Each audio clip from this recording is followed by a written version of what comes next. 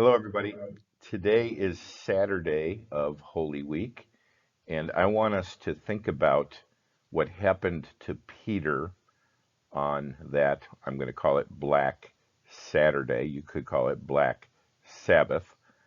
And in Scripture, there's really not much said about that Saturday. It would be the day in between Christ's death and his resurrection the following day on Sunday. Let me take us to the Last Supper. This would be Thursday. And at the supper, Jesus says, Simon, Simon, behold, Satan demanded to have you that he might sift you like wheat. In other words, Satan is going to put you to the test and you're going to be sifted, and the implication is you're going to fail. But then he says, but I have prayed for you that your faith may not fail. So this is a great verse. It reminds us, first of all, that Jesus is our high priest. We are told in the book of Romans, Romans 8, and in the book of Hebrews that Jesus is our high priest seated at the right hand of the Father, and his prayers keep our faith from failing. So, Peter, you're going to fail, but your faith will not fail. And then he says this, when you have turned again, in other words, when you have turned back, when you have repented of your failure, strengthen your brothers. Not only will you fail, you'll be restored and you will be stronger so you can minister to others. Now, Peter's not buying this. Peter said to him, Lord, I am ready to go with you both to prison and to death. And Jesus said, I tell you, Peter, the rooster will not crow this day until you deny 3 times that you know me. Now they go to the Garden of Gethsemane, and Jesus takes Peter, James, and John separate from the rest of the apostles, and he tells them, pray here. And then Jesus goes and prays to the Father, and this is where he sweats great drops of blood because of the stress that he is under. And when he comes back to his 3 friends, it says, and he came to the disciples and found them sleeping. And he said to Peter, and in Matthew's gospel, Peter is singled out, so could you not watch with me 1 hour? Now, while Jesus is clearly disappointed, I think he is also giving Peter a warning.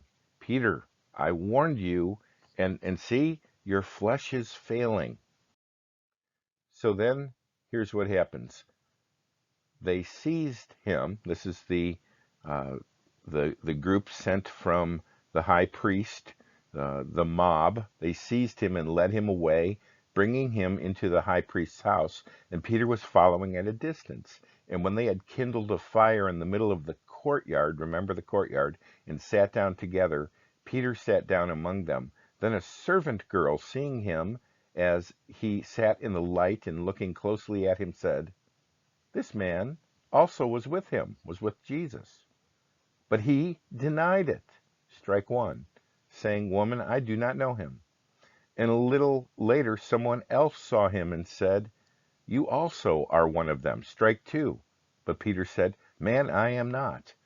And after an interval of about an hour, and you would think Peter would be saying, Jesus was right, I need to be careful, but an entire hour passes, still another insisted, saying, certainly this man also was with him, for he too is a Galilean. Peter's accent probably gave him away. But Peter said, man, I do not know what you are talking about. And immediately while he was still speaking, the rooster crowed. Now, this next part is only in Luke's gospel, and it says in verse 61, and the Lord turned and looked at Peter, eye to eye. He just looks at Peter. And Peter remembered the saying of the Lord, how he had said to them, before the rooster crows today, you will deny me 3 times. And he went out and wept bitterly.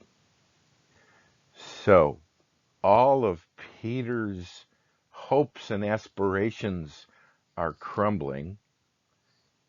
Jesus is crucified, so Peter must think this whole 3 years of following Jesus was for nothing. I was deceived. I don't know what's going on. And the last thing I did was deny him. He looks at me and it's all over. That must have been the deepest, darkest, blackest Saturday Peter ever experienced. About a year ago, Elizabeth and I were in Jerusalem teaching some students, and we found out that Dr. Radelnik, who does Open Line on Moody Radio Saturday mornings, 9 to 11, he was leading a tour, and he said, "Hey, why don't you join us? We're in Jerusalem tomorrow, and you can join our tour bus, and we'll show you around Jerusalem." So we did, and we had toured Jerusalem before, but he took us to some places we had never seen before. And here we are standing in a newly excavated site, and Dr. Radelnik is explaining that this was this. First of all, it's a site close to the temple, and it's the home of a rather rich person. And here's a model of the home. You can see there's a courtyard in the middle. There are windows. There's an open door. There are several rooms. There's actually a cistern, which the average home didn't have its own water system, but this one did. And as he started to piece things together, we realized this was the home, in all probability, of the high priest Caiaphas.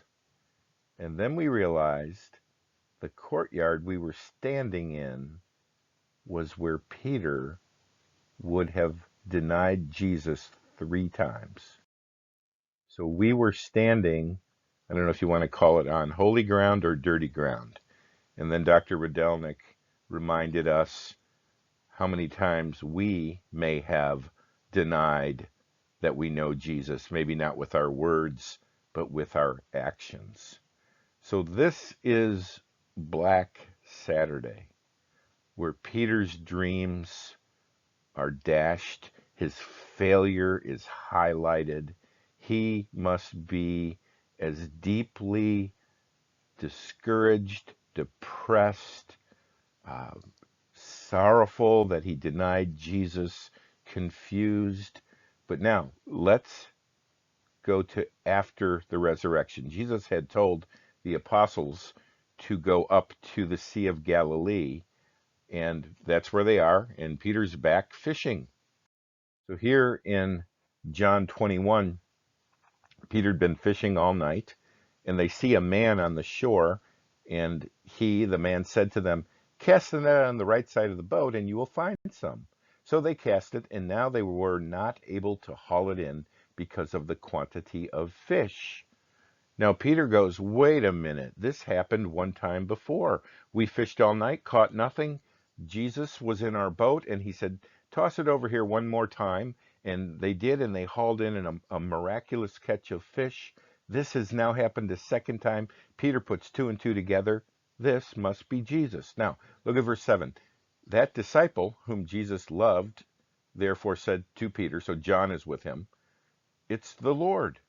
When Simon Peter heard that it was the Lord, he put on his outer garment, for he was stripped for work, and threw himself into the sea.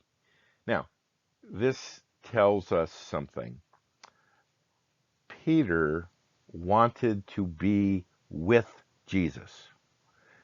Some people ask, well, wait a minute, what's the difference between Judas and Peter? Didn't they both, in essence, deny Jesus? Well, Judas not only denied him, but he betrayed him for some silver coins. But Judas never had his heart in it to begin with. And after he sinned, he went out and hung himself, but he never wanted to be restored to Jesus. Here, Peter, on the other hand, he hears this may be Jesus, and he dives into the Sea of Galilee and swims to Jesus. Little lesson here. When people struggle with whether they're saved or not, um, one thing I check for is to see, do you want to be saved?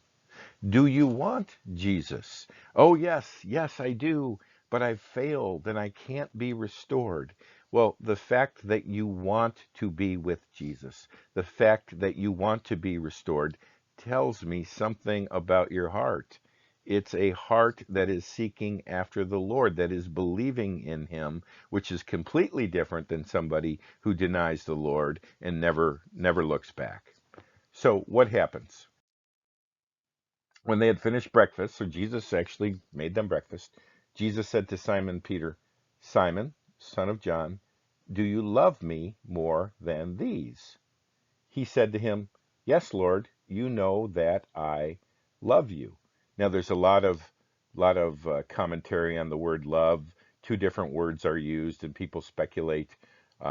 Is there any significance to that? And I don't even want to focus on that. I just want to focus on what Jesus says. He said to him, Jesus said to Peter, feed my lambs. Well, wait a minute. I've failed. I've denied you. No, no. You're forgiven, and we've got work to do. He said to him a second time, Simon, son of John, do you love me? He said to him, Yes, Lord, you know that I love you. He said to him, Tend my sheep. He said to him the third time, Simon, son of John, do you love me?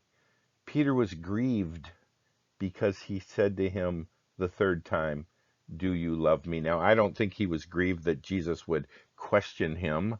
I think he's grieved because the three questions remind him of the three denials, and he's grieved at his own sin.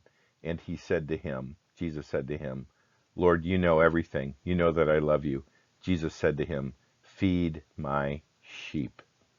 And what's significant here, remember the original words. Jesus told Peter, you're going to be sifted, you're going to fail, but when you turn again, when you turn back, not only will you be forgiven, but you will be strong enough to help others. So while you may be walking through a black Saturday and you see nothing but blackness and confusion and failure, remember Peter. He went through the darkest of Saturdays, but he was restored, strengthened, and now he can strengthen others.